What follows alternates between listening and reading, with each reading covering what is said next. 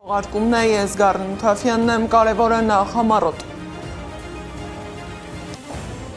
Սահմանադրական դատարանի 5 վճռորոշ ձայները վերջին խոսքը բարձր դատարանինն է, ինչպես է սահմանադրական դատարանը որոշում ընտրության ճակատագիրը։ Սահմանադրական դատարանի որոշումից է կախված ընտրության արդյունքի ելքը, որ սցենարով կավարտվի ընտրական վեճը։ Որն է պարտության պատճառը, Նարեկ Կարապետյանը ներկայացրել է իրենց գաղափարախոսությունը։ Եվրոպան թուրքական կախվածության շեմին անվտանգության նոր հաշվարկներ, ով է վերահսկելու Եվրոպայի անվտանգությունը։ Ալի Խամենեի հրաժեշտի արարողության երկրորդ օրն է, դուրս են բերել սպանված հոգևոր առաջնորդի մարմինը։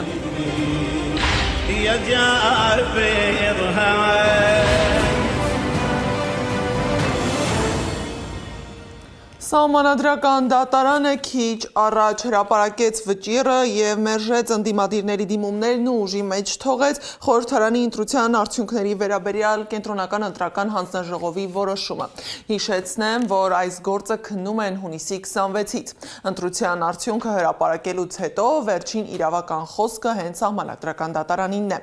Բայց ինչպես է կայացվել այդ որոշումը, քանի ձայն էր անհրաժեշտ վճիռը ընդունելու համար, Սեդա Կյուրեղյանի ռեպորտաժում։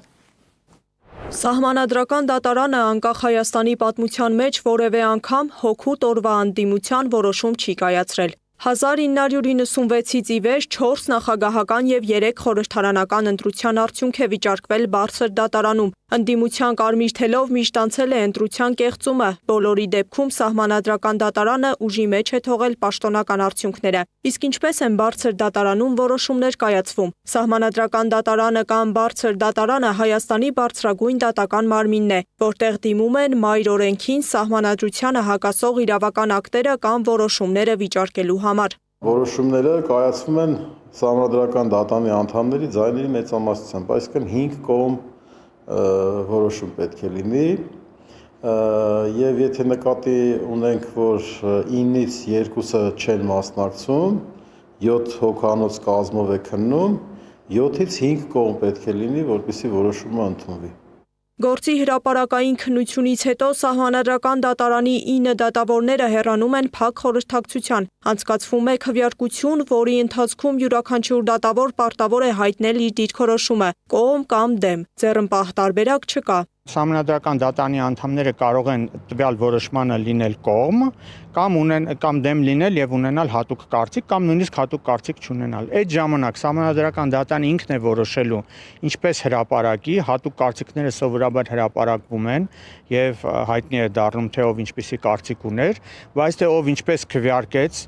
որոշման կայացման ժամանակ այդ մասը սովորաբար չեն ասում։ Սահմանադրական դատարանի որոշումը վերջնական է և բողոքարկման ենթակա չէ։ Ներքին օրենսդրությունը, սակայն, փորձագետի պնդմամբ որևէ պատասխանատվություն չի նախատեսում, եթե բարձր դատարանի վճիռը չի կատարվում։ Այդպիսի նախադեպ Հայաստանում եղել է, երբ 2003-ին Ստեփան Դեմիրճյանը վիճարկում էր նախագահական ընտրության Ռոբերտ Քոչարյանի հաղթանակը։ Սահմանադրական դատարանը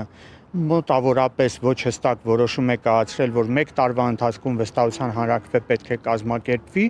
սահմանադրական դատարանի այդ որոշումը մնացել է թղթի վրա։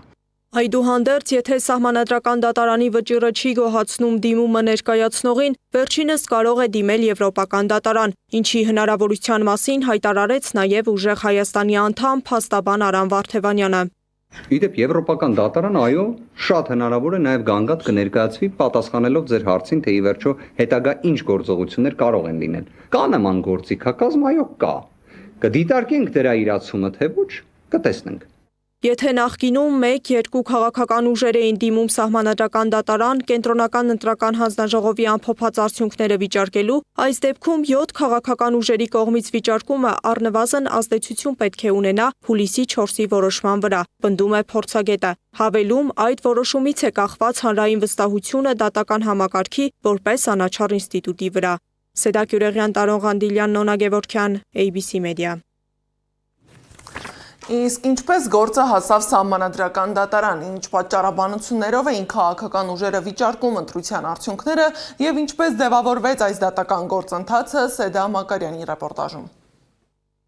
Կենտրոնական ընտրական հանձնաժողովը դեռ չէր ամփոփել ընտրությունների արդյունքները, երբ քաղաքացիական պայմանագիրը հայտարարեց իր հաղթանակի մասին։ Սակայն ընտրական պայքարը դրանով չավարտվեց։ Ընդամենը օրեր անց այն տեղափոխվեց ընտրատեղամասերից իրավական դաշտ, նախ Կենտրոնական ընտրական հանձնաժողով, ապա Սահմանադրական դատարան։ Ես պետք է հատուկ նշեմ, որ Կենտրոնական ընտրական հանձնաժողովը լավ կաներ իր գործողություններով հենց չնպաստեր ԿԸՀ-ի հեղինակազրկման։ Ասում են, մարդկանց հավատն եք կորտրում ընտրական համակարգի եւ ընտրությունների նկատմամբ, այն պարագայում եւ հսկայական թվով մարդիկ մասնակցել են ընտրություններին։ Ես շատ կուզենայի, որ Կենտրոնական ընտրական հանձնաժողովը ձայներ եւ մանդատներ գողանալու արդյունքում մեր ժողովրդին չզրկեր ընտրություններին եւ ընտրական գործընթացին հավատալու հնարավորությունից։ Հավաքական ընդդիմությունը վստահ էր, որ միավորվելու դեպքում Հայաստանում կհասնեն իշխանափոխության։ Դա հնարավոր կլիներ, եթե 3 ընդդիմադիր ուժերը՝ Ուժեղ Հայաստանն ու Հայաստան դաշինքները, ԲՀԿ-ի հետ միասին անցնեին ազգային ժողով։ Բայց մինչ ընդդիմությունը բարդ մաթեմատիկական հաշվարկների մեջ էր, ԿԸՀ-ն քայլ ձիով արեց ու հայտարարեց՝ ԲՀԿ-ն չի հաղթահարել 4%-ի շեմն, ուստի չի հայտնվի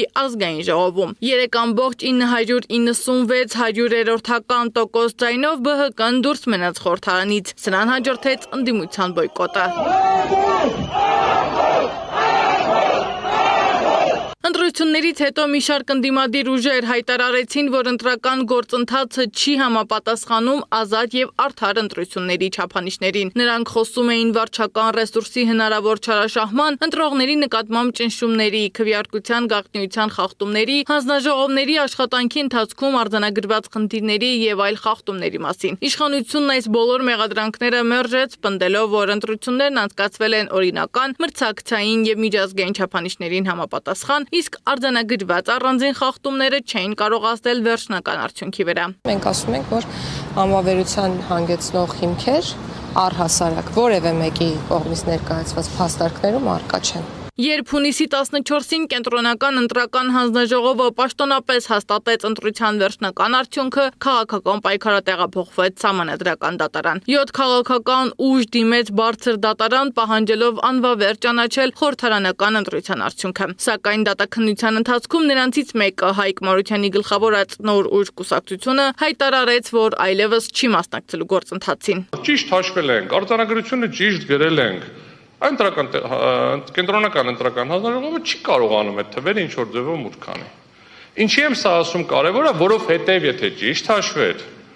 ամսի 8-ին ասելու էր ԲՀԿ-ն հաղթահարել է 4%-ի շեմը։ Սահմանադրական դատարանը վարույթ ընդունեց ներկայացված դիմումները եւ նշանակեց հրապարակային դատական նիստեր։ Դատարանի դահլիճում օրեր շարունակ ներկայացվեցին քաղաքական ուժերի, Կենտրոնական ընտրական հանձնաժողովի եւ գործով ներգրաված մյուս կողմերի փաստարկները։ Ընդդիմությունը պնդում էր, որ արձանագրված խախտումները եղել են համակարգային եւ ազդել են ընտրության արդյունքի վրա։ Կենտրոնական ընտրական հանձնաժողովը հակադարձում էր։ Կենտրոնական ընտրական հանձնաժողովը անկախության դեֆիցիտ չունի։ Կենտրոնական ընտրական հանձնաժողովը անկախ է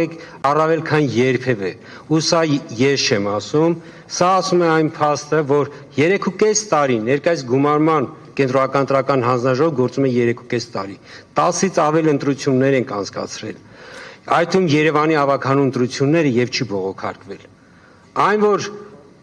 Սահմանադրական դատարան դիմելը դա նաեւ ցանկացած քաղաքական ուժի նաև քաղաքական դիվիդենդ ստանալու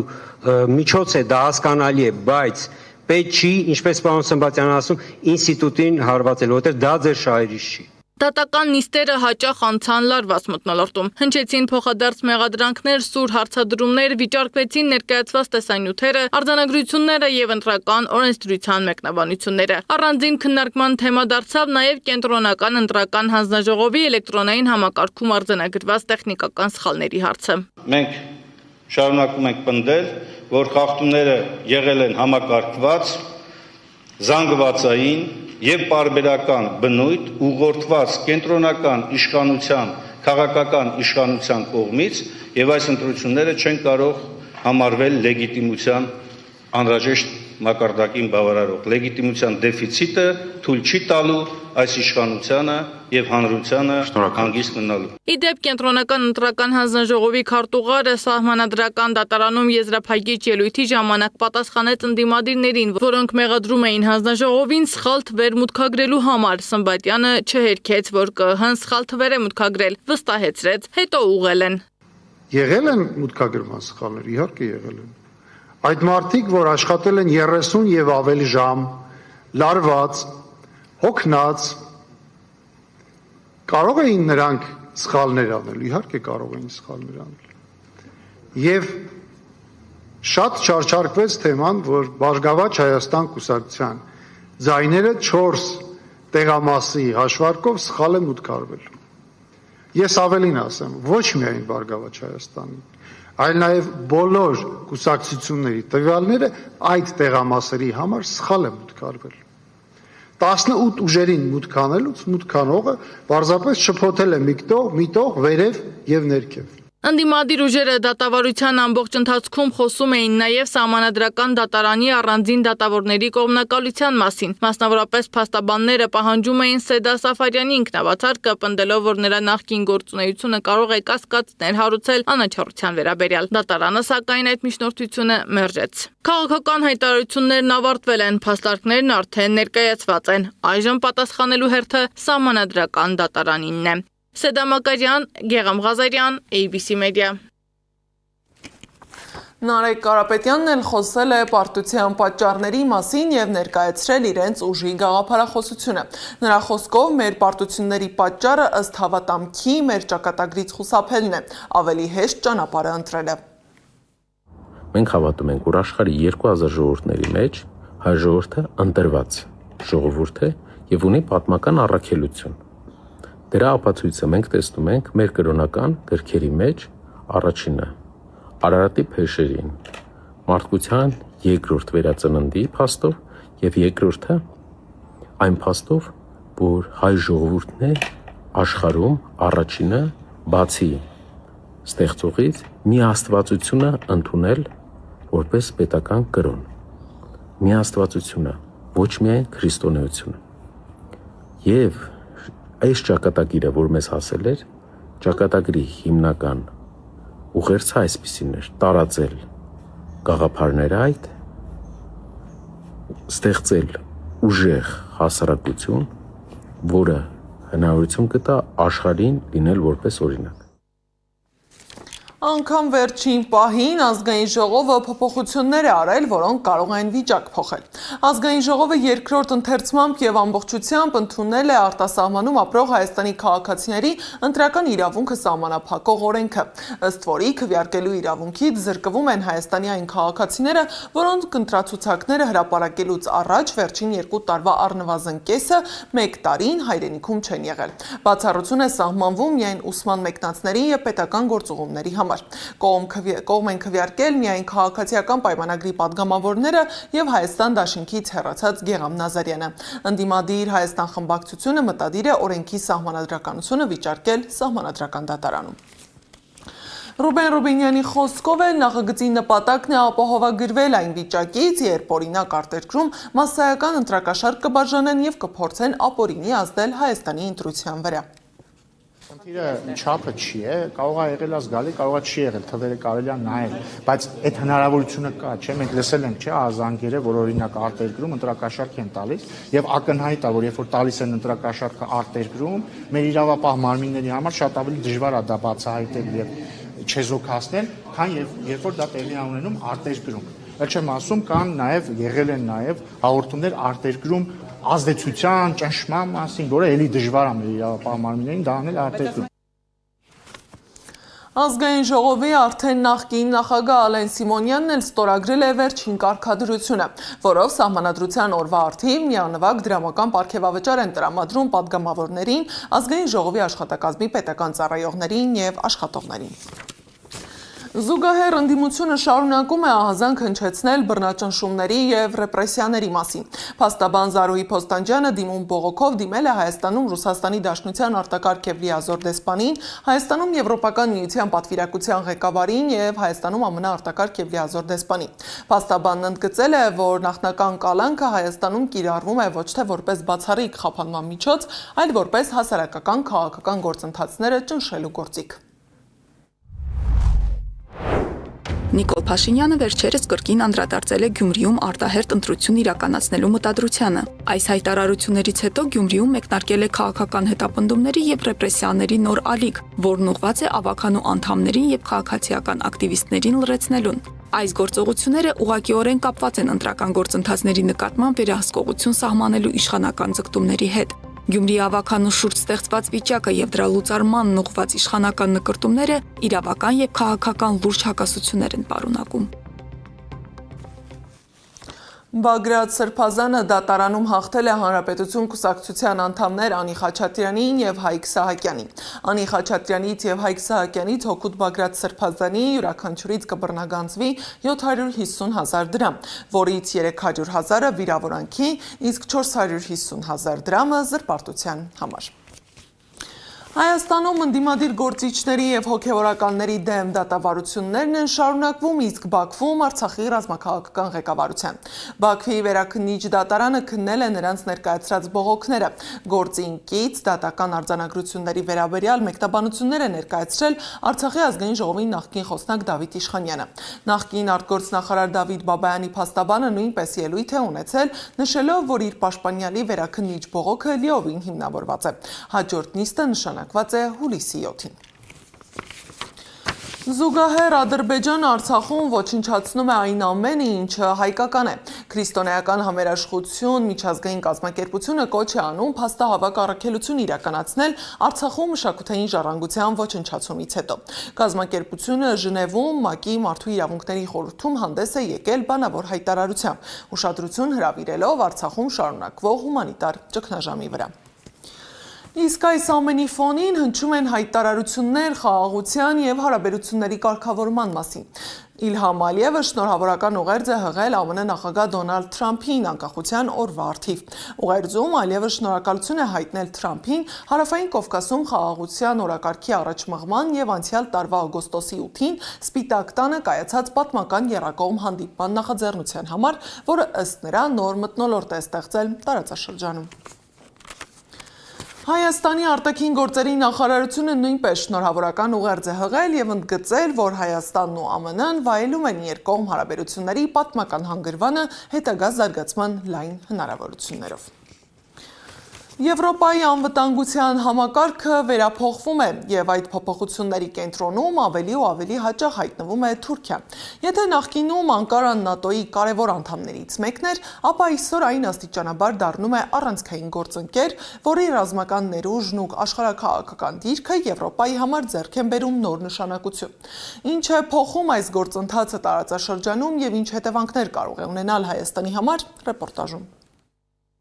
Եվրոպայի անվտանգության ճարտարապետությունն արագ փոխվում է։ Ուկրաինայի պատերազմը, մերձավոր արևելքի անկայունությունը եւ Միացյալ Նահանգների հնարավոր ռազմական վերադասավորումները ՆԱՏՕ-ին ստիպում են վերանայել դաշինքի ներսում ուժերի հավասարակշռությունը։ Այս նոր իրողությունների պայմաններում Թուրքիան արդեն պարզապես դաշնակից չէ։ Այն աստիճանաբար վերածվում է այն պետության, որի հետ Եվրոպան ստիպված է ոչ միայն գործակցել, այլև ավելի խորացնել կախվածությունը։ Ռազմարդյունաբերության արագ զարգացումը, եվրոպական շուկաներ ներթափանցող թուրքական սպառազինությունը եւ Անկարայի աճող քաղաքական ազդեցությունը ձևավորում են նոր աշխարհաքաղաքական միջավայր։ Միացյալ Նահանգները փորձում է պատժելով ՆԱՏՕ-ին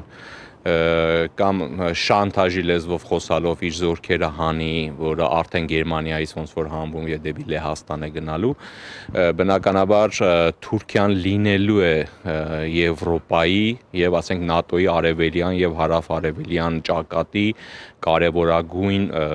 անդամը։ Փորձագետի գնահատմամբ Անկարան ոչ միայն օգտվում է ստեղծված իրավիճակից, այլև այն վերածում է ռազմավարական լծակի արևմուտքից նոր սպառազինություն եւ բարձր տեխնոլոգիաներ կորզելու համար։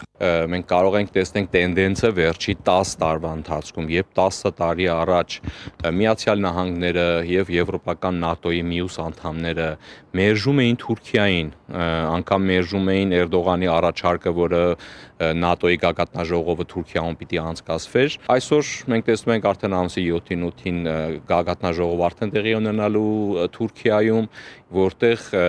Թուրքիան դա օգտագործելու է իր կարիքները կորզելու Միացյալ Նահանգներից։ Միաժամանակ Եվրոպան աստիճանաբար ավելի մեծ չափով է ներգրավում թուրքական ռազմարդյունաբերության ազդեցության ոլորտում։ Անօդաչու թռչող սարքերը, հրետանային զինամթերքը եւ համատեղ արտադրական ծրագրերն արդեն դարձել են համագործակցության առանցքային ուղղություններից մեկը։ Ֆոն դեր Լայնը Բաքվում նաև հայտարարեց, որ Ադրբեջանի համար ամենակարևոր գործընկերն է, որտեղ Ադրբեջանը կապում է այն բոլոր երթուղիները, որը Եվրոպային հասցնում է մինչև Կենտրոնական Ասիայի եւ Չինաստանի սահմաններ։ Վերլուծաբանի գնահատմամբ այս պայմաններում Հայաստանը չի կարող ապավինել արտաքին ուժերի զսպման գործոնին։ Ավելի կարևոր է դառնում արտաքին քաղաքական ճկունության բարձրացումը եւ տարբեր տարածաշրջանային ուժային կենտրոնների հետ բազմավեկտոր համագործակցության ձևավորումը։ Այս իրավիճակում առաջնային պետք է լինի ոչ թե սպասողական, այլ նախաձեռնող քաղաքականությունը ուղղված երկրի երկարաժամկետ անվտանգության ապահովմանը։ Աշխարհագրությամբ նստած ենք այս բոլոր ուժերի կենտրոնում եւ մենք նաեւ պիտի օգտագործենք այդ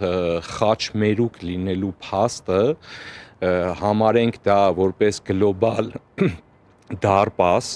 եւ կարողանանք համագործակցենք օրինակի համար հենց եվրոպական ուժերի հետ։ Թուրքագետ Ռուբեն Մելքոնյանի գնահատմամբ Թուրքիայի աճող դերակատարությունը ՆԱՏՕ-ում պատահական զարգացում չէ, այլ տասնամյակների ընթացքում ձևավորված ռազմավարության շարունակությունը, որը սկիզբ է առել դեռ 1952 թվականին երկրի Դաշինքին անդամակցելուց հետո։ Նրա խոսքով այդ ժամանակից ի վեր Թուրքիան աստիճանաբար դարձել է արևմուտքի հիմնական հենակետերից մեկը Մերձավոր Արևելքում, իսկ Եվրոպայի անվտանգության նոր համակարգի ձևավորման պայմաններում այդ նշանակությունն ավելի է մեծանում։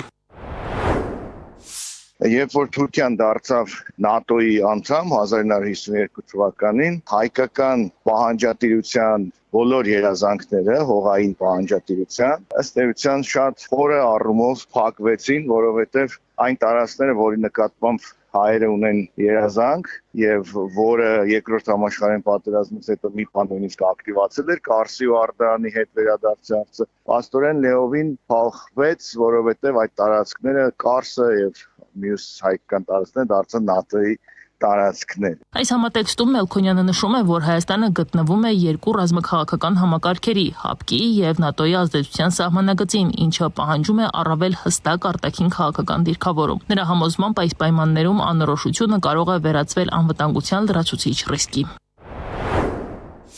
Մեր անմիջական սահմանին Թուրքիայի ել ավելի ուժեղացումը, այսինքն այդ ռազմաքաղաքական բլոկի էլ ավելի ուժեղացումը պետք է ստիպի Հայաստանին շատ ավելի հստակ քայլեր անել, այսինքն իր անվտանգային հովանոցի հետ կապված իր կողմնորոշումները ի վերջո հստակեցնել։ Փորձագետների գնահատմամբ ՆԱՏՕ-ում Թուրքիայի ազդեցության աճը փոխում է ոչ միայն Դաշինքի ներսում ուժերի հարաբերակցությունը, այլև ամբողջ տարածաշրջանի անվտանգային միջավայրը։ Այս նոր իրողությունների պայմաններում Հայաստանը կանգնած է ավելի բարդ եւ բազմաշերտ աշխարհաքաղաքական մարտահրավերների առջեւ։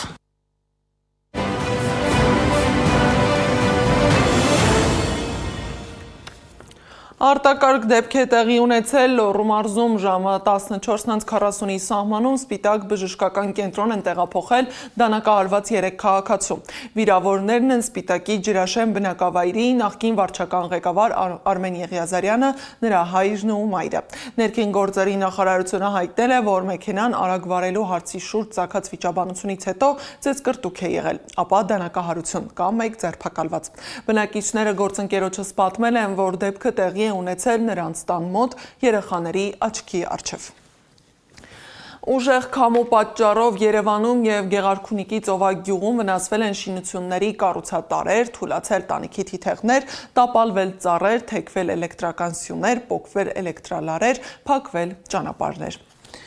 Իսկ ջրհեղեղից ավելի քան 2 տարի անց կնորոգվի Դեբետի ավազանի միջպետական նշանակության ճանապարհահատվածներից մեկը։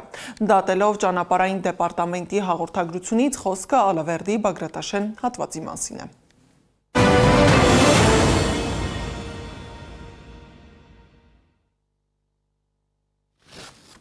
Թեհրանում վերջին հրաժեշտն են տալիս Իրանի սպանված հոգևոր առաջնորդ Ալի Խամենեին։ Իրանի գերագույն առաջնորդ Մոջթաբա Խամենեին անվտանգության նկատառումներից ելնելով չի մասնակցի հոր հուղարկավորության արարողություններին։ Իրանի գերագույն առաջնորդի ներկայացուցիչ Այաթոլլահ Հաքիմ Էլահին հայտնել է, որ Իսրայելից հնչող սպառնալիքների ֆոնին հուղարկավորությանը մասնակցելը կարող է լինել խիստ ռիսկային։ Մեր նկարահանող խումբն արդեն 2 օր է Թեհրանում է, տեսնենք ինչ է ֆիքսել մեր տեսախցիկը։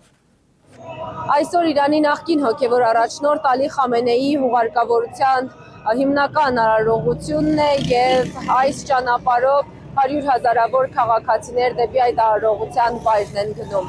Քաղաքացիները, իրանցիներն իրենց հետ պաստառներ, Ալի Խամենեիի լուսանկարներն են տանում եւ ոչ միայն իրենց ձեռքերում է, այլև ամբողջ ճանապարհին է փակցված։ Անվտանգությունը այստեղ ուժեղացված ռեժիմով է գործում եւ բացի այդ ճանապարհներին տեղադրված են սննդի կետեր, որոնց շնորհիվ դեպի հուղարկավորության վայր գնացող իրանցիներին անվճար հյուրասիրություն են տրամադրում։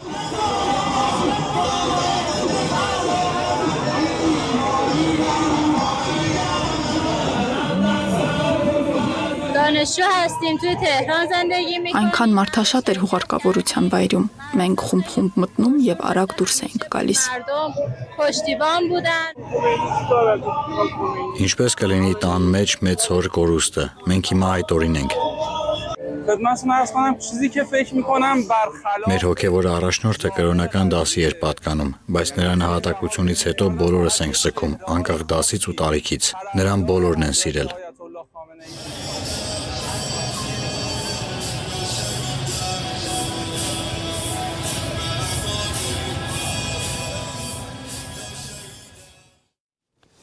Սևազգեստ փողոցներ, միլիոնավոր սգավորներ եւ աննախադեպ անվտանգության միջոցառումներ։ Իրանը հրաժեշտ է տալիս երկրի ամենաերկարամյա առաջնորդներից մեկին, Այաթոլլահ Ալի Խամենեին։ Սակայն այս հրաժեշտը միայն կրոնական կամ պետական արարողություն չէ, այն նաեւ կարևոր քաղաքական ուղերձ է թե երկրի ներսում, թե տարածաշրջանի եւ աշխարհի համար։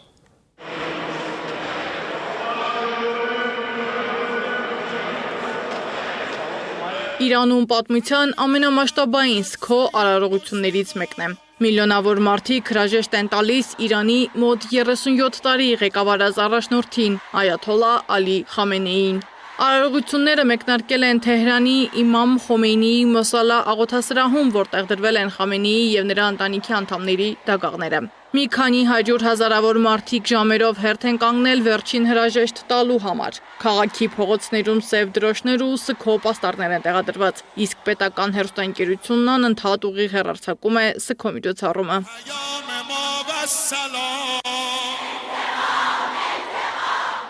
Սգո արարողություններին մասնակցում են Իրանի գրեթե ամբողջ քաղաքական եւ ռազմական ղեկավարությունը, նախագահը, խորհրդարանի նախագահը, կառավարության անդամները, Իսլամական հեղափոխության պահապանների կորպուսի հրամանատարությունը, բարձրաստիճան հոգևորականները, նաեւ տասնյակ երկրների պատվիրակություններ։ Արևմտյան երկրների ղեկավարները չեն մասնակցում, մինչդեռ ներկա են Ռուսաստանի, Չինաստանի, Պակիստանի, Իրաքի, Թուրքիայի եւ Իրանի մյուս գործընկեր երկրների ներկայացուցիչները։ Հուղարկավորությունը մեկ օրով չի սահմանափակվելու, ծրագրված է, որ հաջորդ օրերին թափորը կտեղափոխվի Իրանի մի քանի քաղաքներ, նաև Իրաքի շիա սրբավայրեր, Նաջաֆ եւ Քերբելա։ Վերջնական հուղարկավորությունը նախատեսված է հուլիսի 9-ին Մաշհադում։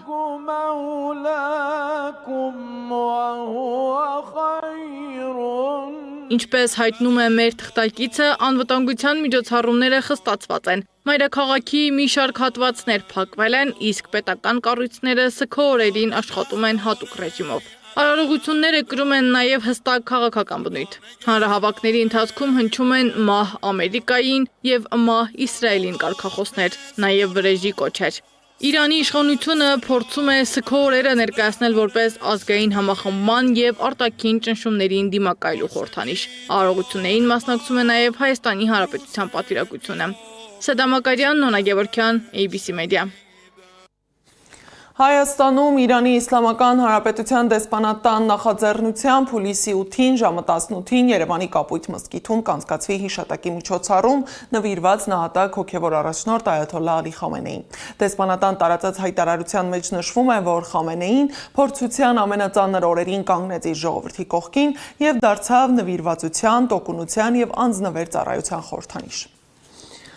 Դավիթ Բեկյան խաղերը 5-րդ տարին անընդմեջ համախմբել են Հայաստանի մարզերից եւ Սփյուռքից ժամանած պատանիներին։ Սյունիքում մեկնարկած ռազմամարզական փառատոնին այս տարի մասնակցում է 23 թիմ, որոնք առաջիկա օրերին մրցելու են ֆիզիկական, ինտելեկտուալ եւ թիմային տարբեր փորձություններում։ Կազմակերպիչների խոսքով նախաձեռնության նպատակը երիտասարդների ֆիզիկական պատրաստվածության, գործակցության եւ պատասխանատվության մշակույթի զարգացումն է։ Դուք դիտեք ռեպորտաժը, իսկ մենք կհանդիպենք երկուշաբթի հաջողություն։ Հրաման, մեկնարկ եւ պայքար մինչեւ վերջ Սյունիքը կրկին դարձել է ռազմամարզական մրցակցության կենտրոն։ Այստեղ մեկնարկել են Դավիթ Բեկյան խաղեր 2026-ը։ Ամենամյա փառատոնն այս տարի համախմբել է Հայաստանի տարբեր մարզերի եւ Սփյուռքի տասնյակ պատանիների, որոնք առաջիկա օրերին կմրցեն ոչ միայն ուժով, այլև գիտելիքով, արագությամբ ու թիմային աշխատանքով։ Ավելի մոտիվացնում է, որ ձեռք ենք բերում նոր ընկերություն, ավելի համախմբված ենք լինում, ճանաչում ենք իրար ու ամենակարևորը ստեղծում ենք ապագա իսկական հայր, որ իսկականից կարան պայքարեն մեր ապագա ուժեղ Հայաստանի համար։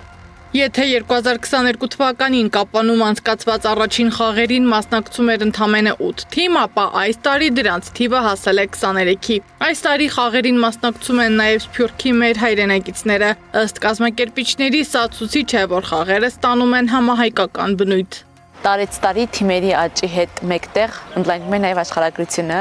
ամբողջ Հայաստանը ներազված է մեր Դավիթ Բեկյան խաղերում, իսկ այս տարի արդեն 2 տարի է հյուրընկալում ենք թիմ Սփյուռքից, Ռուսաստանից, այս տարի մեր հայրենակիցները ձևավորել են 2 թիմ։ Խաղերի նպատակն է երիտասարդների շրջանում ձևավորել ոչ միայն ֆիզիկական պատրաստվածություն, այլև թիմային մտածողություն, պատասխանատվություն եւ հայրենասիրական արժեքներ։ Կազմակերպիչներն ընդգծում են հայրենիքի պաշտպանությունը սկսվում է կրթված, պատրաստված եւ առողջ երիտասարդից, իսկ հաղթանակները կերտվում են նաեւ ամուր հասարակությամբ եւ զարգացած տնտեսությամբ։ Մոտիվացնում է այն փաստը, որ ես արցախցի եմ, ես պիտի Արցախի անունը ու դոշը միշտ պատիվ պահեմ ու վստահում եմ մի անգամ վերադարձ կլինի Արցախ ու Դավիթ Բեկյանը այնտեղ կլինի։ Այս տարվա փառատոնն անցկացվելու է 4 փուլով, 3 հիմնական փուլերից հետո առավելագույն միավոր հավաքած թիմերը կհասնեն եզրափակիչ եւ կպայքարեն գլխավոր առաջնության հաղթողի կոչման համար։ Մրցույթները ներառում են ինչպես ֆիզիկական, այնպես էլ ինտելեկտուալ առաջադրանքներ, սակայն դրանց առանցքային գաղափարը նույնն է։ Անհատական հաղթանակ այստեղ գոյություն չունի։ Հաղթում է այն թիմը, որը կարողանում է գործել միասնական, կազմակերպված եւ փոխօգնության սկզբունքով։ Ինձ ավելի հարազատ է արգելագոտի մրցումը, արդեն 2-րդ տարի անընդմեջ մասնակցում եմ հենց այդ մրցումին, որտեղ մեծամասամբ մասնակցում են միայն տղաները, սակայն կարողանում ենք տղաների հետ շատ լավ արդյունք ցուցաբերել եւ դա ինձ թվում է շատ լավ է։ Կազմակերպիչները նշում են, որ ռազմամարզական փառատոնի իրականացումը հնարավոր է դարձել բացառապես ֆոնդահավաքության շնորհիվ։ Նրանց համոզմամբ Սյունիքը ոչ միայն Հայաստանի հարավային դարպասն է, այլև պատմական Մետաքսի ճանապարհի կարևորագույն հանգույցներից մեկը, եւ նման նախաձեռնությունները նպաստում են տարածաշրջանի ճանաչելիության եւ զարգացմանը։ Մեր նպատակը ոչ թե զուտ այս մրցաշարերի ընթացքում երեխաների պատրաստականությունը ստուգելն է, այլ նպաստելը եւ խրախուսելը, որովհետեւ իրանք մի ամբողջ տարի պատրաստվեն այս մրցույթներին։ Այսինքն տրամադրվածությունը գալ մասնակցելու, տրամադրվածությունը հաղթելու ստիպում է, որովհետեւ իրանք իրենց վրա աշխատեն եւ մենք դա ենք ուզում, որ տեղի ունենա։ 5 տարվա ընթացքում փոքր նախաձեռնությունից Դավիթ Բեկյան խաղերը վերածվել են համահայկական ռազմամարզական փառատոնի։ Կազմակերպիչների նպատակն է առաջիկա տարիներին ընդլայնել մասնակիցների աշխարհագրությունն ու խաղերը դարձնել այնպիսի հարթակ, որտեղ մրցակցությունը կզուգորդվի կրթության, թիմային աշխատանքի եւ ազգային ինքնության ամրապնդման հետ։ Սեդա Մակարյան, Նոնա Գևորգյան, ABC Media։